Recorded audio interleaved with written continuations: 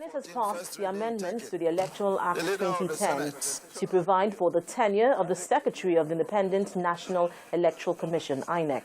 The amendment also specified that the chairman and members of the Area Council Election Appeal Tribunal should be appointed by the Chief Judge of the Abuja High Court. Presenting the report at plenary, Senate Leader Victor Ndumegba said the amendment became necessary for improved management of the electoral system in Nigeria. If the electoral laws and legislations are weak, deficient or poorly enforced, the electoral process will be easily subverted. Thus, the bills generally seek to improve the legal framework for the electoral process in such a manner that the elections management body will be free to take independent decisions on some issues of procedure to gain time and prepare voters and candidates for elections, as well as petitions after elections. The bill also provides 500,000 naira penalty or 12 months imprisonment or both for any polling officer, political party or party agent who conspires to falsify election results. The bill also empowers INEC to determine the procedure for voting at an election, thereby removing the previous prohibition of electronic voting. The Senate, however, rejected the proposal for INEC to conduct all elections on the same day, as the committee noted that the Commission lacked the capacity to manage large-scale elections in a single day. Federal lawmakers also voted against the proposal to make presidential debate mandatory before an election, arguing that election debates should not be made a constitutional matter. The House of Representatives also began its process to further amend the same Electoral Act. A debate on the bill was sponsored by a federal lawmaker from Delta State and commenced on the floor of the House towards the amendment of several sections of the Electoral Act to make it more precise and encourage more participation from Nigerians. Section 2 of this bill seeks to amend the Section 8, subsection 1 of the Principal Act by inserting a new paragraph C to provide a specific date of tenure for Secretary to the Independent Electoral Commission, which is 2 terms of 4 years and no more. Mr. Speaker, Section 3 amends the Principal Act by attempting to insert a new subsection 4, 5, and 6 to the existing 3 subsections under Section 11 of the Principal Act. The new provisions are aimed at empowering Commission or INEC to accredit reputable election observers and monitors to observe and monitor the electoral process from its inception to its conclusion. Such election observers and monitors are expected to conduct their affairs independently of any political party or candidate, and also submit its report of their activities within 30 days of the declaration of results to INEC or the National Assembly. Any law that seeks to open political space also calls for inclusion and self-assurance, not only for contending parties in election, but also to raise confidence for participants and credibility of the system. But the Speaker, Aminu Tambuwal, deferred further debate on the bill to next week to allow for wider participation. This was even as he deferred the passage of the bill for an act to authorize the issue of 271 billion naira being the budget of the Federal Capital Territory Administration, a bill which caused a rowdy session on the floor of the House, as members insisted they must peruse details of the budget to allow insight into the proposed expenditure of the FCT before its passage. All right, that's it. Linda Akibe, correspondent to the floor of the Senate. Let's now take it one after the other so that you can get an understanding of what we are talking about. We start off with the issue of the electronic voting. Well, this is a portion where the lawmakers were opposed to, but now it seems they have changed their mind. INEC, for what I know, has been advocating for electronic voting, though it looks impossible for 2015. But this time around, the provision now shows clearly that the use of electronic voting machine as provided in Section 152, subsection 2 of the 2010 Electoral Act as amended may just be a dream come true. Barrister Chitu, what do you make of this? Well, I think it's a salutary development. in the sense that one cannot afford to be static in a dynamic system. If you look at the way this amendment is couched, it said voting at an election shall be in accordance with the procedure determined by INEC. That offers INEC the discretion to adopt the mode of voting that is convenient to it, based on the peculiarity of the circumstances. Rather than say, electronic voting is prohibited. Now, INEC now has an option to also tinker with electronic voting as an option. You understand what I'm saying? So the discretion to adopt the mode of voting rests with INEC. INEC can choose So to adopt at that liberty. That liberty, I think, is okay. Do you think that openness is... That openness is okay. I mean, it's salutary. Because when you offer powers of management and of election to a body, then you must also give that body the liberty to be able to determine the appropriate mode. So there is a sense of a level of independence. A level of independence for INEC. And then INEC is then at liberty to also consider the realities of the moment. Society changes emerge as societies move. And then, so, for instance, this is not saying that electronic voting may necessarily be adopted in 2015. If INEC does not adopt electronic voting in 2015, INEC will not be breaching any law. And if it adopts electronic voting, it also be in accordance with the law. So I think that freedom offers INEC also goes a long way in ensuring it's almost a total form of independence in this regard. Yes. It gives the INEC the prerogative to be able to determine how whatever they want to use, whatever form of voting. Don't you think that there are some other implications embedded in this that may be negative in the end? Now, what implications? I think you all know that the society is dynamic. There's a lot of, there are developments occurring locally and internationally. And depending on how our democracy matures.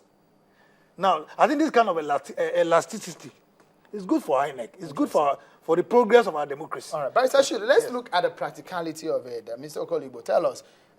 We have PVCs now. Okay. That means that it can lead us into this electronic voting. That we're going digital gradually in our electoral process. Do you think we have come to that point where Nigeria can actually conduct electronic voting? Well, what I think is, for once, INEC says we have the permanent voters card. There are some states that don't have, for example, in Delta State, we don't have the permanent voters card yet. But when you have the permanent voters card, the idea is you're going to be given a chip. It's like an ATM card. So when I have my card, it's impossible for any other person to use my card to vote. And so we're trying to cut against electoral irregularities that come with people coming to say that they have been accredited, and you can tick. Because when sorry I keep using the NYSC official, because that's the basic example I can use. When the NYSC official ticks and says he has done the accreditation, even if you're not on the spot, you can vote. You can be allowed to vote because you have been accredited. But it depends on who the official is. And so when we have the permanent voters card, and now you can guide against anybody just sticking your name to say you're on the spot because you don't have that chip to say you can vote, it goes with a kind of electronic voting.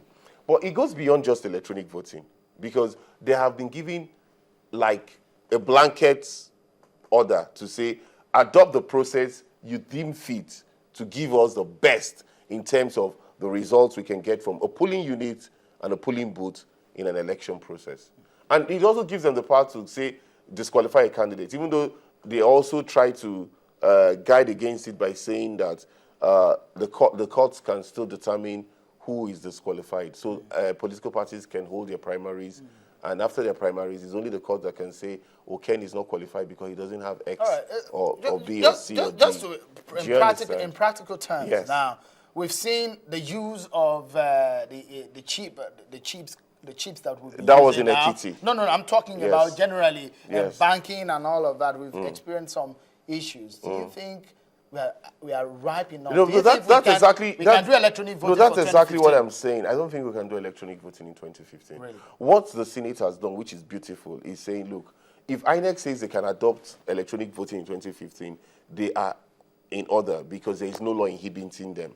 But again, they have also given INEC the leeway to say, look, if it's the PVCs you're trying to use so that you can ensure that the voting procedures be as close as perfect, go ahead and use it. I don't think the Senate believes that INEC can use electronic voting. But it's interesting that they actually said they removed that inhibition on electronic voting, which I think... You know, the funny thing, Shehu, is people have always complained about Section 152, subsection 2 of the Electoral Act 2010.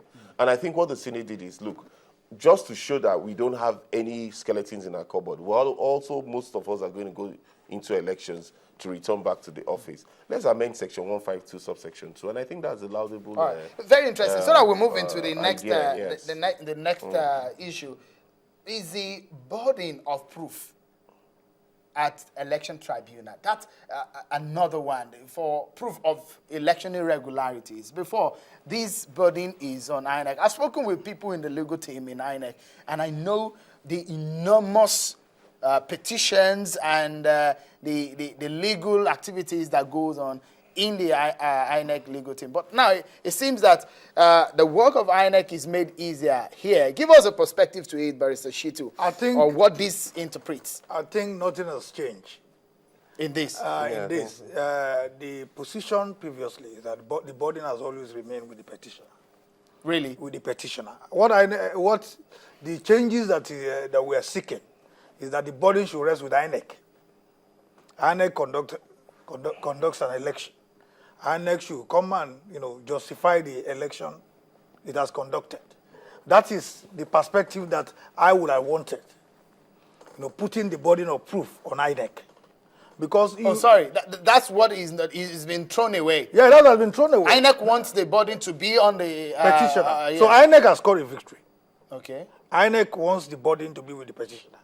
And that is the perspective that has been retained in this amendment. But I would have preferred the other perspective. Okay. The other perspective that will vest the burden of proof on INEC. INEC is the one that has conducted the election.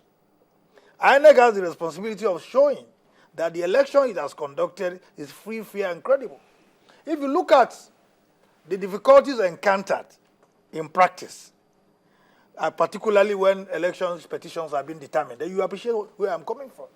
Because INEC realizes that it does not have the burden to prove that an election is free, fair, and credible. All kinds of bottlenecks are placed in the way of the petitioner. For instance, if the petitioner will ask, for inspection of the electoral materials, and they face all kinds of difficulties in an attempt to get INEC to respect that simple request. Well, Barrister Shitu, tell us, I was actually thinking that one of the portions that will be included in this amendment will be that of the Election Offense Commission, which a lot of people have actually clamored for. That is critical. And I think this is in the same the fact that is not included in this latest amendment is unfortunate. Because I think we arrive for Electoral Commission Tribunal to determine, as it is, that INEC does not have the power to punish for electoral offenses. We need such a tribunal to be able to punish those who commit heinous crimes during elections. Falsification of results is one of such crimes. Stuffing of ballot papers is one of such crimes. Electoral violence is rampant during elections. And you see, people carry out all these activities deliberately to subvert people's will during elections. And so we need an Electoral Commission Tribunal to be able to. So that will require amending the Constitution. That will require amending the Constitution as it is now. The Constitution itself, not even the Electoral Act. Not just the Electoral Act. Because you must appreciate that the Electoral Act also derives its validity from the Constitution.